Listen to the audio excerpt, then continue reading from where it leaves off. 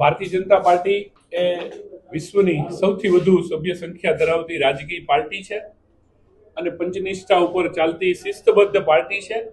પાર્ટીની એક દરેક કાર્યની એક પદ્ધતિ હોય છે અને એ પદ્ધતિના ભાગરૂપે જ્યારે સ્થાનિક સ્વરાજ્યની ચૂંટણીઓ આવી રહી છે ત્યારે અમારી પરંપરા મુજબ આજે પ્રદેશમાંથી નિરીક્ષકો અત્રે આવ્યા છે અને જે કોઈ પણ કાર્યકર્તા કે જે ભારતીય જનતા પાર્ટી સાથે એકદમ નજીકથી જોડાયેલા છે, પાયાના કાર્યકર છે અને દરેક કાર્યકર્તા હોય એ કોઈ પણ એક ઈચ્છા સાથે રાજકીય પાર્ટીમાં કામ કરતો હોય છે.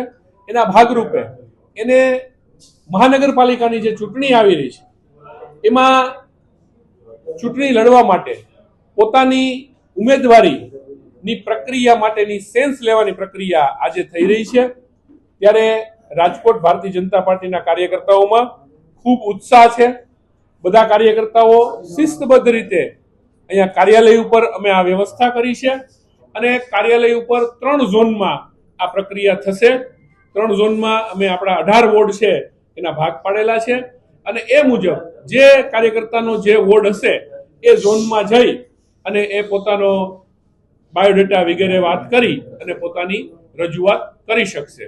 અત્યારે હમણાં 10:30 વાગ્યાથી આ પ્રક્રિયા ચાલુ થશે, જે 2 દિવસ સુધી એટલે કે આજે આખો દિવસ અને કાલે એ રીતે ચાલુ રહેવાની છે અને દરેક કાર્યકર્તાને શાંતિપૂર્વક સાંભળવાની એક તક આપવામાં આવશે.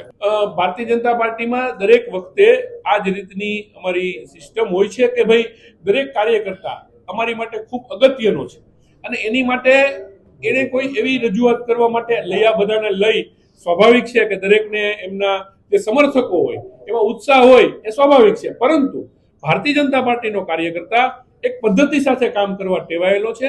ત્યારે એના ભાગરૂપે પોતે વ્યક્તિગત આવી અહીંયા અમારી એક પ્રક્રિયા છે ફોર્મ ભરવાની, એ ફોર્મ ભરી અને પોતે પોતાની વાત રજૂ કરી શકશે. મેં પહેલા જ કહ્યું એમ કાર્યકર્તાઓમાં ખૂબ ઉત્સાહ છે. હવે એ હમણાં પ્રક્રિયા શરૂ થાય અને જે રીતે કાર્યકર્તાઓ આવશે અને દરેક કાર્યકર્તા પોતાની રજૂઆત કરશે એ પછી સાંજ સુધીમાં એ વસ્તુ ક્લિયર થશે. આજે જેટલા વોર્ડ છે એનો સાંજ સુધીમાં અમને ક્લિયર ખબર પડી જશે. ના, ફોર્મ મેં વાંચેલું છે, ફોર્મ સરળ છે, કોઈ તકલીફ પડે એવું નથી, કેમ કે આ ફોર્મ પહેલી વખત નથી આવ્યું. આ ફોર્મ અમારી પ્રક્રિયાનો એક ભાગ છે અને તકલીફ પડે એવું નથી ને અમારા કાર્યકર્તાઓ, સિનિયર કાર્યકર્તાઓ અને કાર્યાલયનો સ્ટાફ આની મદદ માટે નીચે અમે વ્યવસ્થા રાખેલી છે.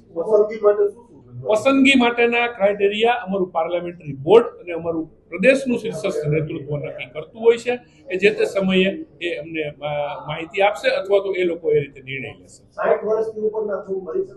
હાલ એવી કોઈ અમને સૂચના નથી, એટલે અત્યારે તમામ કાર્યકર્તાઓ ફોર્મ ભરી શકશે.